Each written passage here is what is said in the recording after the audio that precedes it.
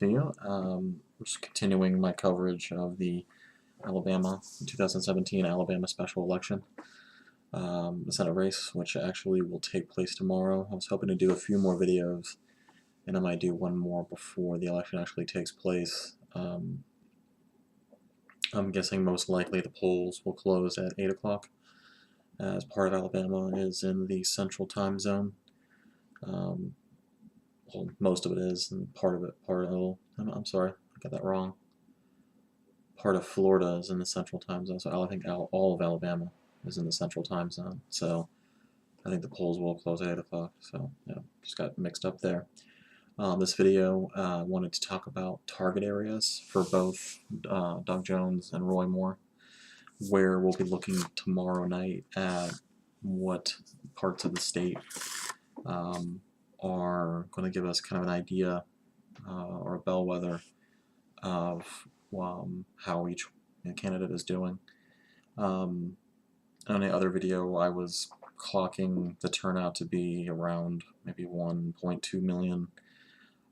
I don't know how realistic that is. It's difficult to tell with just such a weird, like I expressed in that video, such a weird situation. I think the setting or the time of the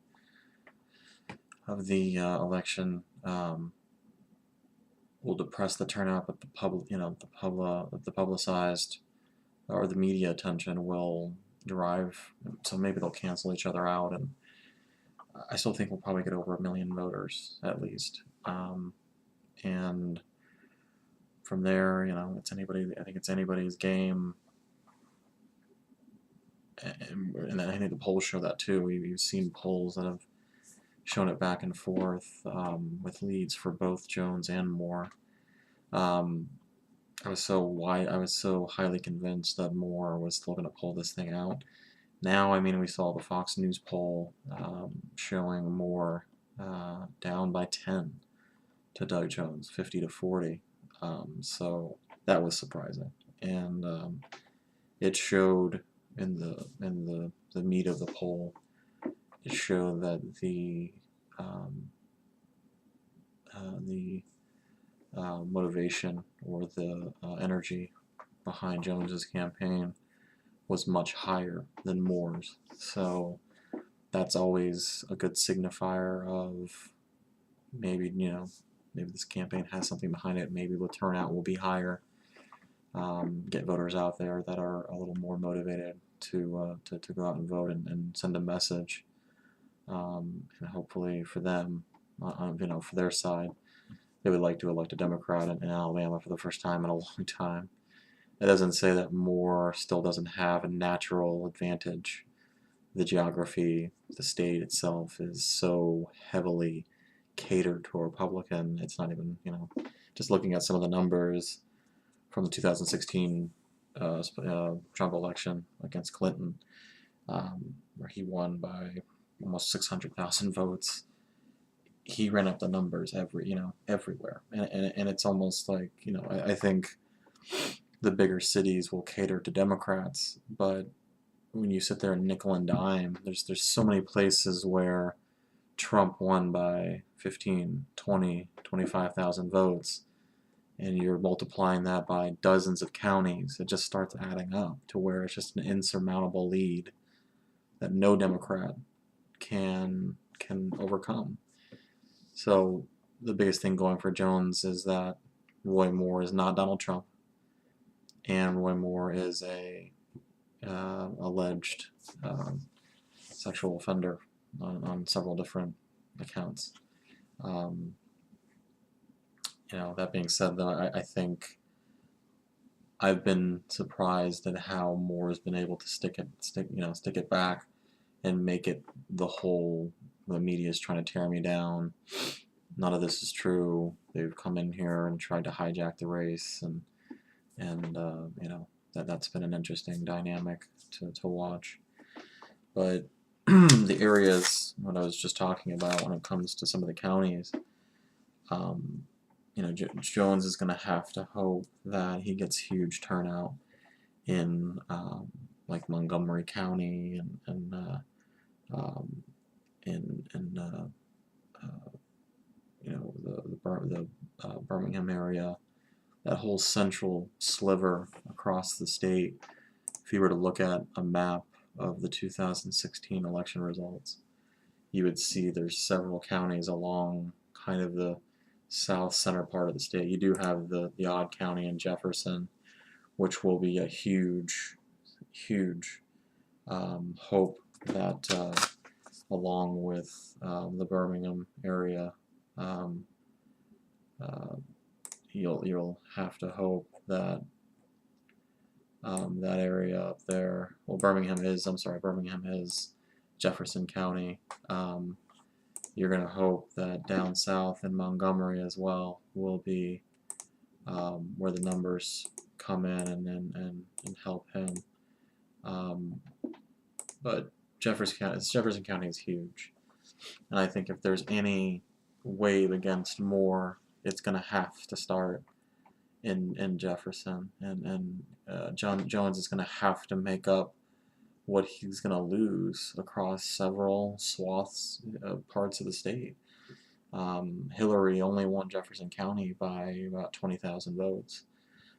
I think Jones is he might not approach what Hillary got in terms of total, but the gap is going to have to be a lot wider. He's going to have to win that county by a good amount of votes, and then he's going to need to keep the cross section that Hillary was able to get, which was against, like I said, against the south part of the state. We're talking about Loudons County, Montgomery County, you have Macon, Bullock, Russell County, Perry County. All these, they're small, but he's going to have to find the votes. So, the more interesting places, I think, that he's going to have to, he might still lose, but he's going to have to keep up with more, are down south. You're looking at Baldwin, where well, Trump completely obliterated Clinton by, let's say, what a little under 60,000 votes. I mean, that's going to have to be closer. So he's going to have to run up the numbers in in democratically leaning areas, and then try to shrink the margins in the counties that Clinton lost so badly. I chose to do most of the reflection on the 2016 presidential election to compare it to it. I felt like it was the best barometer of what we're going to get because it's so close, and now that Trump stepped into the race in a more active role, you're going to get a lot of Trump supporters, I think, along with cultural conservatives. This is still the Bible Belt in Alabama, and so that's going to be kind of synonymous with, I think, what happened, less than, now over a year ago. But it's the most recent thing we can draw upon. I mean, we did have a 2016 Senate race, I believe, with Shelby, but I'm just not sure that's going to have any. I'm not sure that's going to have any real. I mean, you can look at those numbers too, and they're probably going to be kind of identical in certain respects. I mean, so the Trump-Clinton result in Alabama would be the easier to compare it off of, and then the numbers are a little more widely found. So yeah, I mean, just continuing on along with Baldwin. You have Mobile. It's another big, obviously, the city of Mobile's down there. You have Trump winning that county by over 30,000 votes. So Clinton still almost got 70,000 votes. I'm sorry, a little over 20, yeah, what 23,000 votes Trump won by. So if he can shrink that gap and get that down, start running kind of closer and even, instead of losing by, Clinton lost by 13 percentage points, he can shrink some of these gaps into single digits, losing by in terms of percentage, then maybe he can maybe start to find more more success, and then the areas that he's looking at, and I believe it's going to be difficult. I think it's going to be difficult to be able to do it. I mean, you look at like a small county like Ottawa. It's about northwest of the Jefferson County area, or I'm sorry, of Montgomery area. It's a county that Trump won by 13,000.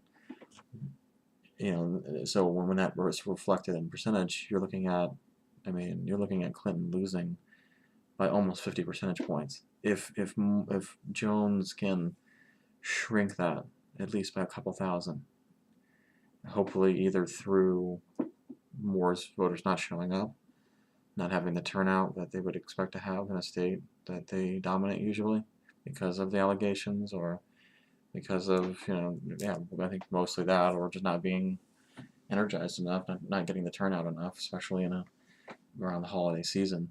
You might have a lot of people who don't really feel like they need to go out and vote, or care about going out to vote. You might be turned off by the publication of the race, or the huge media attention that it's gotten.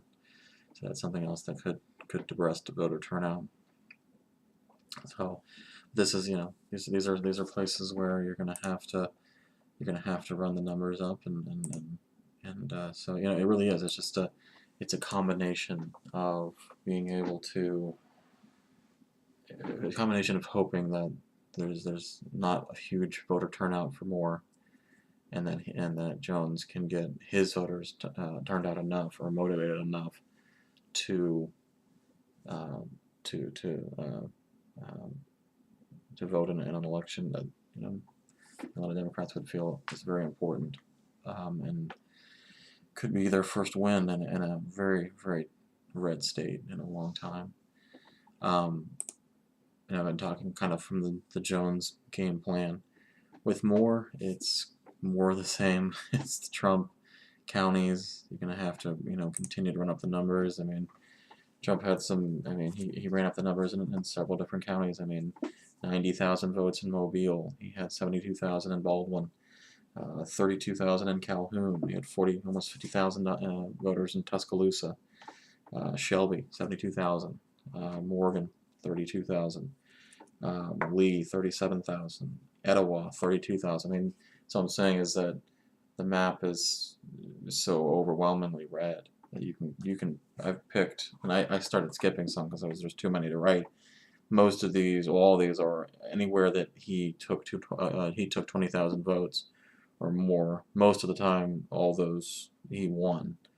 And you start stacking those up, and you start building toward the eventual result that he got, which was 1.3 million votes. I mean, and and some of the wins were so drastically wide, and that's why it's devastating for a Democrat, because Baldwin, he won 72,000 votes. Clinton won 18,000 votes. I mean, these are huge blowouts. I mean, it's not even funny. I mean, it's Shelby County, for instance. He won 73,000. Clinton won 23,000. I mean, these are huge wins, and it starts driving the distance between what a Democrat could possibly do in a state that, I mean, they just don't really have a whole lot of luck in. Tuscaloosa, maybe a state that you could see as more of a bellwether. This is a state that kind of borders the Birmingham area. Tuscaloosa, obviously, home to the University of Alabama, could be an area that would give a good idea of how well Jones's voters are turned out, and if Moore's voters did turn out. This is a county that's running a little more even. Trump still won it by 20 percentage points, but it could give us an idea of the differences in voter energy, motivation.